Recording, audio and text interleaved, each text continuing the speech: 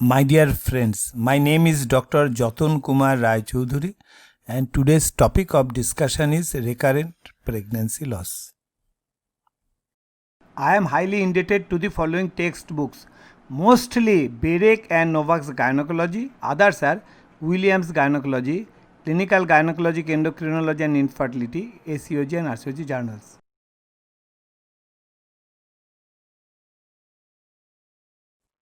Thrombophilias. Antiphospholipid syndrome causes placental bed thrombosis and placental dysfunction and is now an established cause of recurrent pregnancy loss.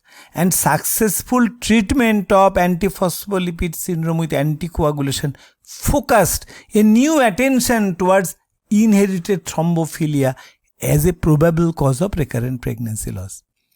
So this inherited thrombophilia is a genetic predisposition to venous thromboembolism, and the association between it and the recurrent pregnancy loss has focused on impaired placental development and function secondary to venous and umbilical arterial thrombosis at the maternal fetal interface, and the list of it includes factor V Leiden mutation, prothrombin gene mutation, protein C deficiency, protein S deficiency, and antithrombin 3 deficiency.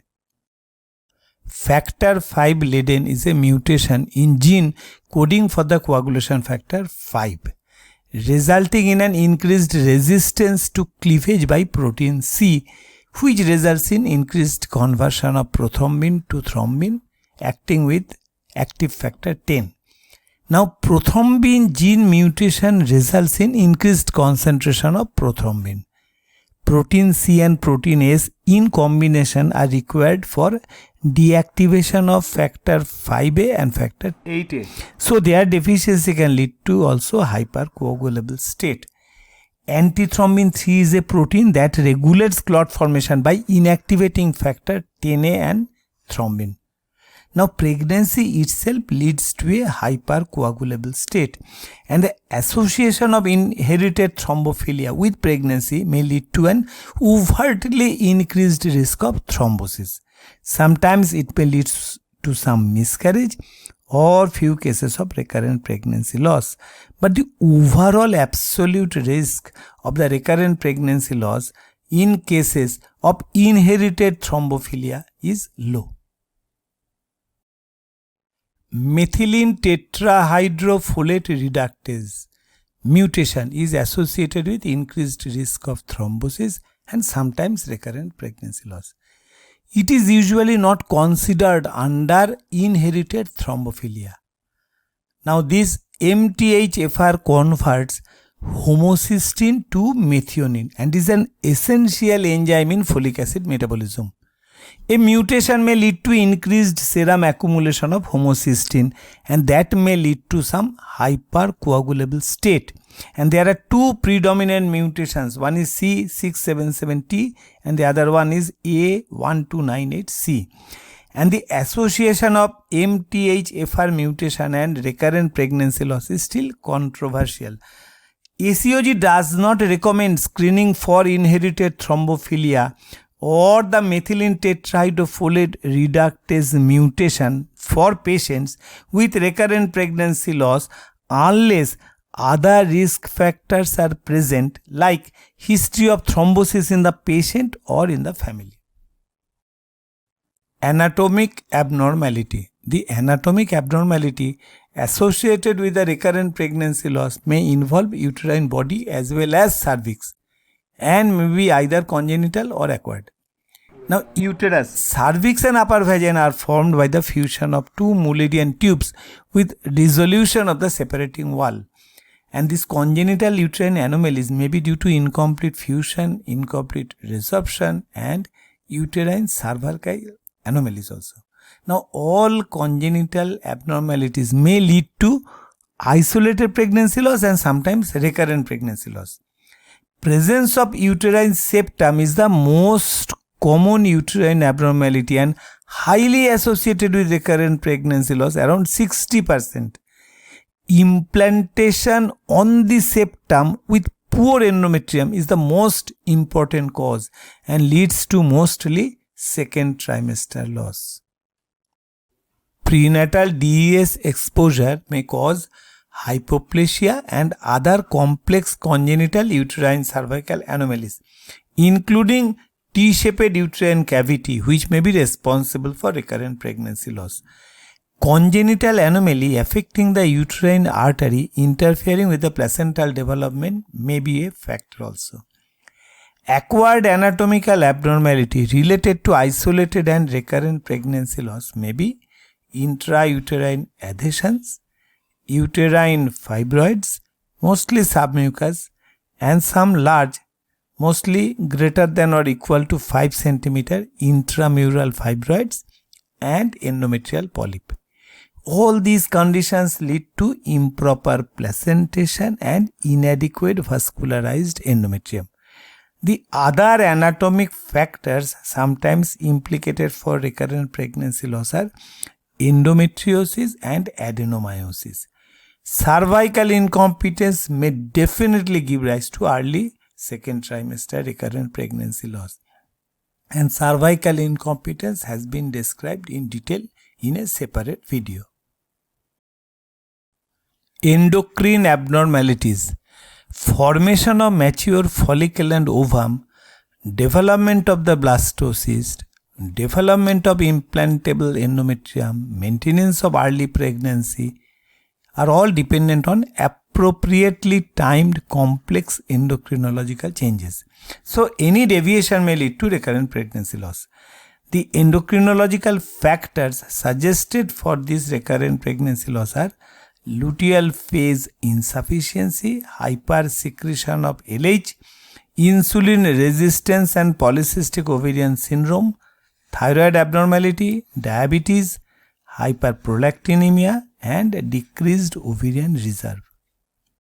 Luteal phase insufficiency. After ovulation, the formed corpus luteum secretes progesterone, which maintains the pregnancy till 8 weeks. After which, the luteoplacental shift occurs. That means developing placental trophoblast takes over the progesterone production from corpus luteum for further pregnancy maintenance. Now, spontaneous miscarriage before 10 weeks, which is quite common, may be due to varied causes. One of them may be failure in adequate progesterone production and utilization due to failure of the corpus luteum to produce sufficient amount of progesterone, impaired delivery of the progesterone to the uterus, or insufficient utilization of the progesterone by the uterine decidua. So many conditions like decreased ovarian reserve, hypothyroidism, hyperprolactinemia, polycystic ovarian syndrome with hypersecretion of LH, endometriosis, etc. may lead to luteal phase insufficiency. However, no strong evidence support this hypothesis. However, ART procedures may lead to luteal phase insufficiency and they may need some progesterone support. Hypersecretion of LH. The exact mechanism how hypersecretion of LH is associated with recurrent pregnancy loss is incompletely understood. The probable mechanisms are hypersecretion of LH is associated with luteal phase defect, direct effect on the developing oocyte leading to premature aging of the oocyte, direct effect on the endometrium leading to dysynchronous maturation of the endometrium. Often elevated LH is associated with polycystic ovarian syndrome with all its detrimental effects on pregnancy. Polycystic ovary. Some studies show high incidence of polycystic ovary in cases of recurrent pregnancy loss. The probable mechanism may be due to elevated level of LH, obesity with elevated androgen level. Elevated androgen level interferes with the endometrial maturation and receptivity. Metabolic alteration in glycemic control associated with insulin resistance and inadequate progesterone production. Diabetes. The metabolic alteration in glycemic control associated with insulin resistance in type 2 diabetes may be an important cause of recurrent pregnancy loss. Overt insulin-dependent diabetes mellitus with poor preconceptional control of glycemia is also an important cause. Hyperglycemia has a direct effect on embryonic damage. There is a direct correlation of miscarriage with hemoglobin A1C level. Fetal structural abnormalities associated with diabetes may also increase some second trimester loss. Advanced IDDM with vascular complications may compromise the uterine blood flow and endometrial maturation, leading to more recurrent pregnancy loss. Thyroid abnormality. Hypothyroidism is associated with ovulatory dysfunction and luteal phase defect. Metabolic demand of early pregnancy requires increased requirement of thyroid hormones. Therefore, some studies suggest cutoff for TSH less than 2.5 in first trimester. Hypothyroidism may fail to respond to this demand. Like other autoimmune disorders, antithyroid antibodies often associated with hypothyroidism and even in some euthyroid patients also may be responsible for recurrent pregnancy loss. There may be an apparent interaction of antiphospholipid antibodies and antithyroid antibodies in the risk of recurrent miscarriage. In addition, antithyroid antibodies may be a marker of more generalized autoimmunity, or it may interfere with the thyroid gland response to the demands of pregnancy. Elevated prolactin is associated with dysfunction of the hypothalamo-pituitary-ovarian axis, leading to impaired folliculogenesis, oocyte maturation and luteal phase defect, all leading to recurrent pregnancy loss. Correction with dopamine agonist improves pregnancy outcome. Diminished ovarian reserve is associated with recurrent pregnancy loss because of increased aneuploidy. However, ovarian reserve testing, including early follicular phase, FSH, estrogen and anti-Mullerian hormone, are not currently recommended for evaluation of RPL.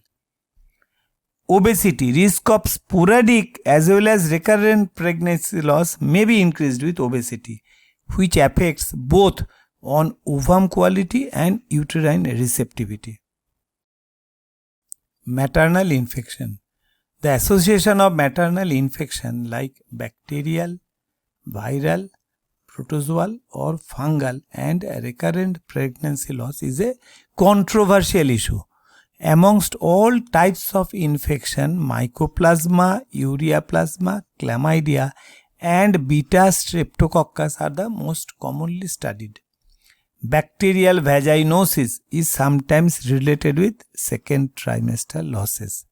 Certain viral infections like herpes simplex virus and human cytomegalovirus can directly infect the placenta and fetus. The resulting villitis may predispose to pregnancy loss. Immunological activation in response to pathological organism may also be a responsible factor. Chronic endometritis due to previous infection or retained product of conception featured by plasma cell infiltration may be associated with recurrent pregnancy loss, and treatment with antibiotics may improve. Thank you for your patient watching. If you like the video, please subscribe. Namaste.